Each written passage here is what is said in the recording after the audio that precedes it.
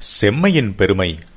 எல்லா அவயவத்தையும் சௌந்தர்ய சமுத்திரத்தின் அத்தனை அலையையும் அருள் வாக்காலே வர்ணித்தாயிற்று. அப்புறம் ஸ்லோகம் 92 அந்த பூர்ண ஸ்வரூபம் எழுந்தருளியிருக்கும் ஆசனத்தை வர்ணிக்கிறார். அந்த ஸ்லோகத்திலேயே அத்தனை அவயவங்களும் சேர்ந்து ஒளி வீசுகிற அம்பாளுடைய அருண காந்தியை பற்றியும் சொல்கிறார். சகஸ்ரநாமத்தில் உத்யத் பானு சகஸ்ராபா 1000 உதய சூரியர்களின் காந்தி படைத்தவள் என்று முதலில் சொல்லி, அப்புறம் கேசாதி பாத வர்ணனை என்றால் ஆச்சாரியாள் ஒரு வித்தியாசம் இருக்கட்டுமே என்று அவயவ வர்ணனையை முதலில் முடித்துவிட்டு அப்புறம் அவளுடைய தேக காந்திக்கு வந்திருக்கிறார். ஆசனத்தை பற்றி முன்னேயே சொல்லிவிட்டேன். பஞ்சகிருத்திய மூர்த்திகளின் 4 பேரை கால்களாகவும் 5ஆம் அவரை மேல் பலகையாகவும் கொண்ட அதிசயமான ஆசனம் என்று. அதன் மேல் ராஜராஜேஸ்வரியாக வீற்றுக் கொண்டிருக்கும் அம்பாளுடைய அருண சாயையின் பிரபாவத்தை சொல்கிறார். அந்த பிரகாசம் வீசி வெள்ளை சிவனும் செக்க செவேல் என்று காமேஸ்வரன் ஆகிறான். லோக சிருஷ்டியை உண்டு பண்ணும் தாய் தந்தையர்களாக இந்த காமேஸ்வர காமேஸ்வரி தம்பதி இருக்க வேண்டும். ஆதலால் அவன் சிருங்கார நாயகனாக ஆகிறான். சிருங்கார ரசத்தின் நிறம் சிவப்பே ஆகையால் அம்பாள் கண்ணுக்கு அவன் அந்த ரச விக்கிரகமாகவே தெரிகிறான் என்று கவித்துவம், தத்துவம், லைட் தியரி எல்லாவற்றையும் பிசைந்து சொல்லியிருக்கிறார். அம்பாளுடைய சக்தி வீச்சிலே அந்த பரம யோகி பரம ஞானி சிருங்கார மூர்த்தியாகிறான் என்றால் இதையே திருப்பி வைத்து மகா காமதூரனையும் அவள் யோகியாய் ஞானியாய் பண்ணக்கூடியவள் என்று புரிந்து கொள்ளணும். நம் காமாதிகள் தீர அந்த காமாட்சியிடமே தஞ்சம் புக வேண்டும். ஸ்தோத்திரம் இவல்யூஷனை சொல்லும் போதே அதன் மறுபாதியான இன்வல்யூஷனில் நாம் மனசை வைத்து வெளியில் வந்தது உள்ளே போய் அடங்குவதற்கும் அவளே சரண் என்று பிரார்த்திக்க வேண்டும். உதய சூரியனின் சிவப்பு மாதிரியேதானே அஸ்தமன சூரியனும் இருக்கிறது. அதனால் உதய சிருங்காரத்தை சொல்வதிலேயே நாம் அஸ்தமன சமாதி நிலையை ஞாபகப்படுத்திக் கொள்ள வேண்டும். சிவப்பு நிறம் சக்தியை, காரிய வீரியத்தை காட்டுவது. வெளுப்பு எல்லாம் அடங்கிப்போன சாந்தி. உடம்பிலே கூட புஷ்டி ஏறினால் சிவப்பாகிறது, புஷ்டி குறைந்தால் பேலாக வெளுக்கிறது. காரசாரமாக ஆர்கியூ பண்ணி நாம் ஒருத்தரை ஜெயித்தால் செம்மையாக கொடுத்தேன், வெளுவெளுவென்று வெளுத்து கட்டினேன் என்று 2 விதமாக சொல்கிறோம். செம்மையாக கொடுத்ததாக சொல்லும்போது நாம் எப்படி சக்தியோடு தாக்கினோம் என்பதை தெரிவிக்கிறோம். வெளுத்து கட்டியதை சொல்லும் போதோ எதிராளியை எப்படி சக்தி இழந்து அடக்க பண்ணினோம் என்பதை தெரிவிக்கிறோம்.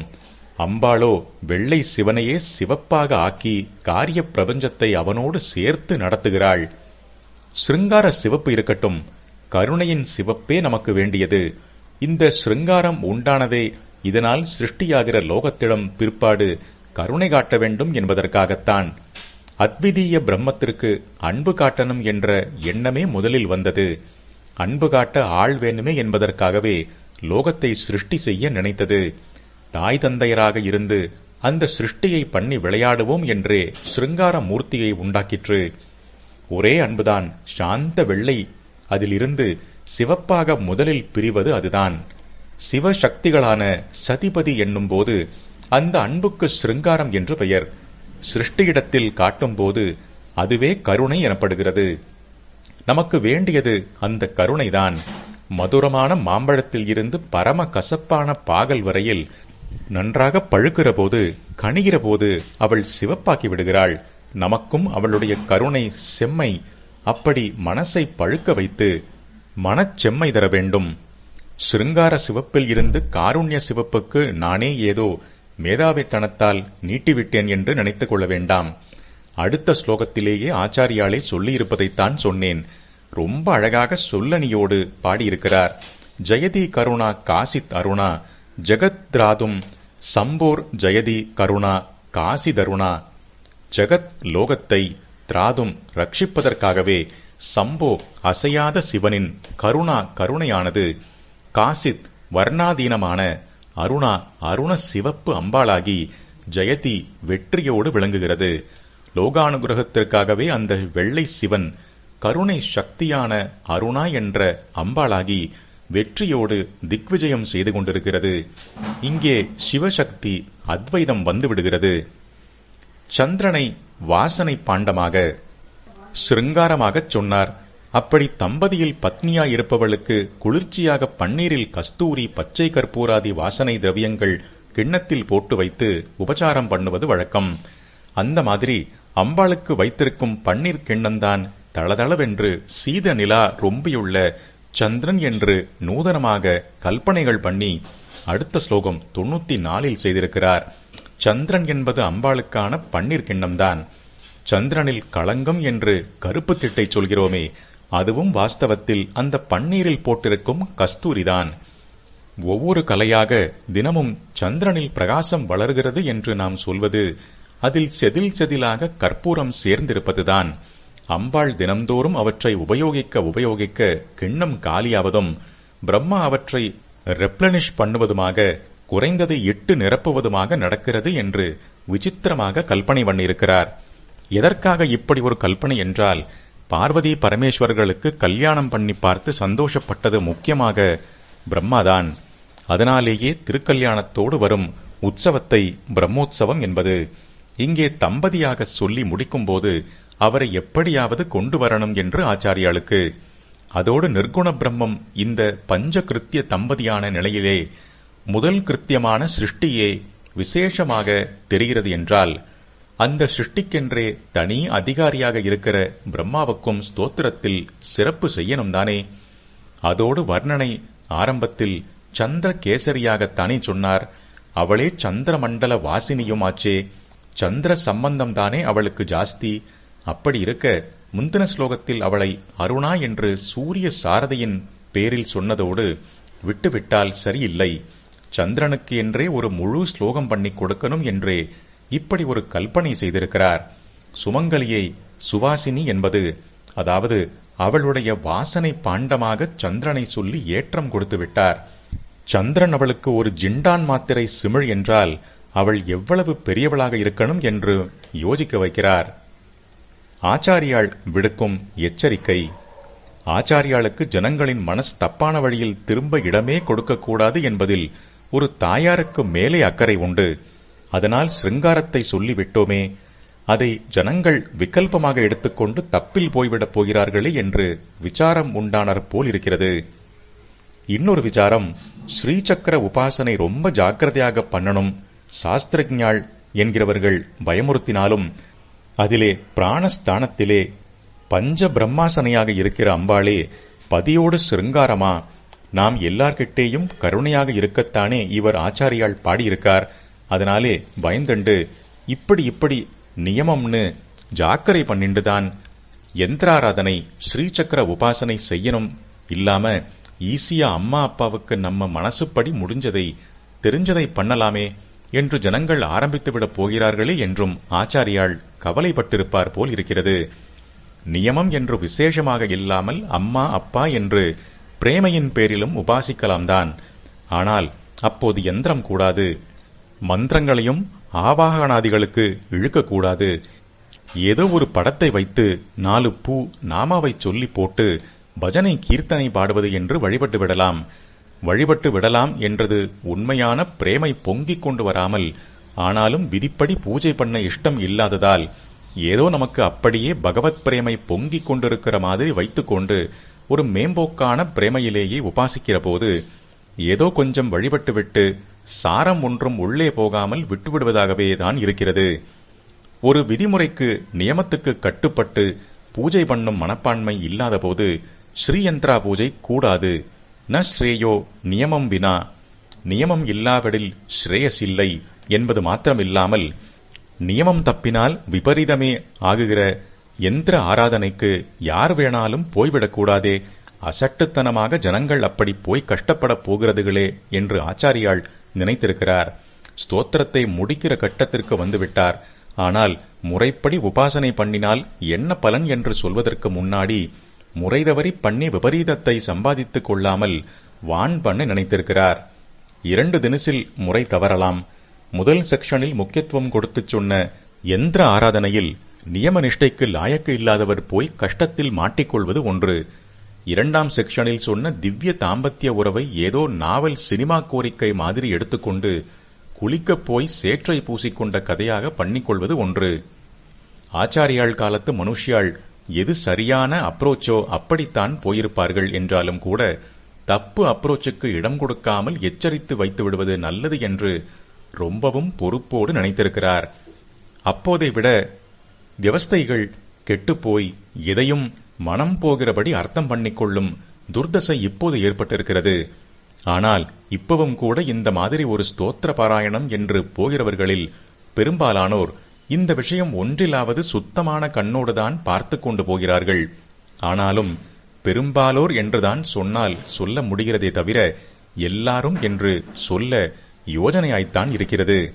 அது தவிர ஜனசமூகத்தில் இப்படி பாராயணம் என்று பக்தியாக படிப்பவர்கள் மட்டுமில்லாமல் கியூரியாசிட்டிக்காக படிப்பவர்கள், ஆராய்ச்சி என்று படிக்கிறவர்கள், இலக்கியம் என்றே படிக்கிறவர்கள், தப்பு கண்டுபிடிப்பதற்கே படிப்பவர்கள் ஆகியவர்கள் இப்போது சேர்ந்திருக்கிறார்கள். ஆகையால் உசந்த மனக்கட்டுப்பாட்டுடன் பாராயணம் பண்ணுவதற்குத்தான் இந்த ஸ்தோத்திரம் ஏற்பட்டது. திவ்ய தாம்பத்தியத்தை ரசிப்பதானாலும் சரி, யந்திராராதனை ஆரம்பிப்பதானாலும் சரி, நல்ல இந்திரிய நிகிரகத்துடன் தான் செய்யணும் என்று தெரிவிக்க வேண்டியது அவசியமாகிறது. இதை அன்றைக்கே ஸ்தோத்திரம் எழுதி வைத்தபோது ஆச்சாரியால் பண்ணிவிட்டார். கீழ்த்தர உணர்ச்சிகளை தூண்டி விடுகிறோமோ என்று கவலையே படாமல் அப்படி தூண்டி விட வேண்டும் என்று இன்டென்ஷனோடு எழுதுகிறவர்கள் இக்காலத்தில் ஜாஸ்தியாகி வருவதாக தெரிகிறது. இதை ஜஸ்டிஃபையும் செய்கிறார்கள். இப்படித்தான் எழுதணும் என்கிறார்கள் என்றும் கேள்விப்படுகிறேன்.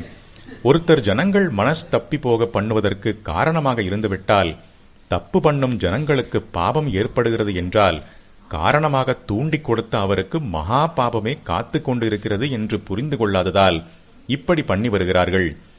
ஆச்சாரியாலோ ஒரு கிரந்த கர்த்தாவுக்கு, நூலாசிரியருக்கு இந்த விஷயத்தில் இருக்கும் பொறுப்பை உணர்ந்து படிக்கிறவர்களுக்கு இருக்க வேண்டிய மனப்பான்மையை பற்றி சொல்லி முடிக்கிறார். மனக்கட்டுப்பாடு, இந்திரிய நிகிரகம் என்று சொன்னதை பூர்ணமாக சாதித்துக் கொள்வது ரொம்பவும் கஷ்டம். அப்படி பண்ணினவர்கள்தான் படிக்கலாம், யந்திர உபாசனை பண்ணலாம் என்றால் லட்சத்தில் ஒருத்தர் கூட தேரமாட்டார்கள். ஆகையால் முடிந்த அளவுக்காவது இந்த கட்டுப்பாட்டுக்கு முயற்சி பண்ணுகிறவர்களும் அல்லது அது ஏற்பட வேண்டும் என்ற தாபமாவது இருக்கிறவர்களும் தான் இவற்றில் பிரவேசிக்கலாம் என்று வைத்துக் கொள்ளலாம். படிக்கிற மட்டுமாவது மனக்கட்டுப்பாடு, பூஜை பண்ணுகிற மட்டுமாவது நியம நிஷ்டை ரொம்பவும் அவசியம். அழகாக ஆனந்தமாக அம்பாளை வர்ணித்துக் கொண்டே போய் கடைசியில் முடிக்கிற சமயத்தில் வார்னிங் என்று போக்கை மாற்றினால், நல்ல ராஜபாட்டையில் வண்டியை ஓட்டிக்கொண்டு போய் இறக்கி விடுகிற இடத்தில் சடன் பிரேக் போட்டு மண்டையில் இடித்துக் கொள்ள பண்ணுகிற மாதிரி இருக்க போகிறதே என்று ரொம்ப சொகசாக வண்டியை நிறுத்துகிறதார் போல வார்னிங்கை நைஸ் பண்ணி நாசூக்காகவே தெரிவித்திருக்கிறார். நீங்கள் மனக்கட்டுப்பாட்டோடு உபாசனை பண்ணுங்கள் என்று நம்மை பார்த்து கூட சொல்லாமல் அம்பாளையே பார்த்து மனக்கட்டுப்பாடில்லாமல் அவரிடம் வருகிறவர்கள் எந்த நிலையில் இருக்கிறார்கள் என்பதை மாத்திரமே சொல்லியே குறிப்பால் உணர்த்துவது என்கிறார்களே, அப்படி பண்ணி 95வது ஸ்லோகமாக கொடுத்திருக்கிறார். முப்புறங்களை அழித்தவர் சுவாமி, அவருக்கு அந்தப்புறத்தில் சந்தோஷம் தருபவள் அம்பாள். இப்படி 2 புறங்களை சேர்த்து திரிபுர சுந்தரியான அம்பாளை கூப்பிட்டு, புராராதே அந்தப்புறமசி, அந்தப்புற நாயகியாக உன்னை நினைப்பதை ரத்த மாம்ச சிருங்காரமாக்கிவிட்டால் மகா தப்பு. உன்னை இந்திரிய நிகிரகத்தோடுதான் ஸ்மரிக்க வேண்டும். த்வத் சரணையோ சபர்யா மரியாதா தரல கரணானாம் அசூலபா. உன்னுடைய பாத பூஜையின் ஒழுங்கான கிரமம் அலைபாயும் இந்திரியம் உடையவர்களுக்கு எளிதானது இல்லை.